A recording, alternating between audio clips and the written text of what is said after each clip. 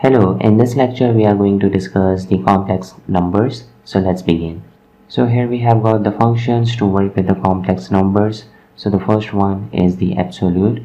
So if we define a complex number, like here in the example 3 plus 4i, then the absolute function calculates the absolute value of the complex number, that is 5.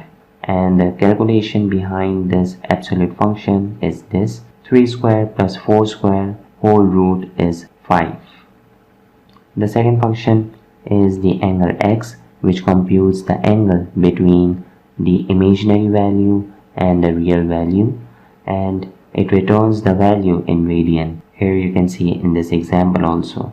The complex xy generates a complex number. Like here you have to define the real and imaginary x and y, and it will generate a complex number. Real x function that will extract the real component from the complex number. Like if you have defined a complex number 3 plus 4i, then this function will extract the real component, that is 3. Similarly, the imaginary function that will extract the imaginary value from the complex number. Is real function determines whether the complex number, or if you have defined an array, is real or not. If it is real, then it will return 1, and if it is complex, then it will return 0. Here you can see in this example we have defined a number which is complex, then this function will return 0, which means that the number is not real. The last function we have got is the conj x, that will generate the complex conjugate of the complex number. Like here in the example we have defined a complex number, and the conj x function generates a complex conjugate of that complex number.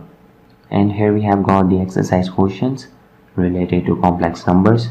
In question 1 we have to create the complex number, and these are 3 complex number which we have to make in MATLAB. In question 2 we have to generate a vector d, which is a complex number, and its real components are 2, 4 and 6, and imaginary components are 3, -3, 8 and -16. So what you have to do, you have to add all the real numbers together and all the complex together and make a single vector. Then you have to calculate, in question number 3 you have to calculate the absolute value. In question 4 you have to find the angle. In question 5 you have to find the complex conjugate of vector d from the question number 2.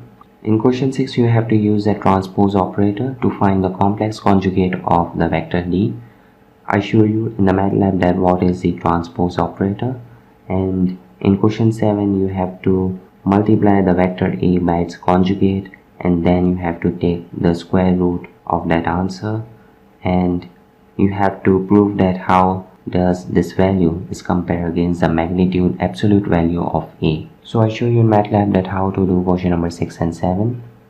So here I define a complex number 1 plus I, enter, and if I take a transpose a and the upper comma like this, and in this way we have used the transpose operator in order to find the complex conjugate. Now if I save the transpose of matrix A into another variable, like in variable b, like in question 7 it is said that the vector A should be multiplied with its conjugate. So I define another variable and multiply vector A with its conjugate b like this, and if I take a square root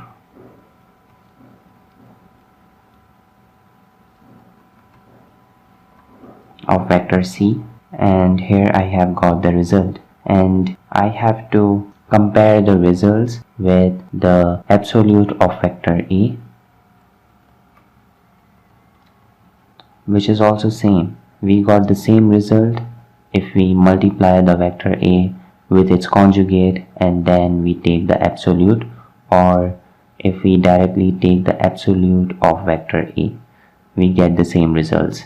So that's it, and I hope you have understood that how to use functions to compute different complex numbers. So thanks for watching and see you in the next one.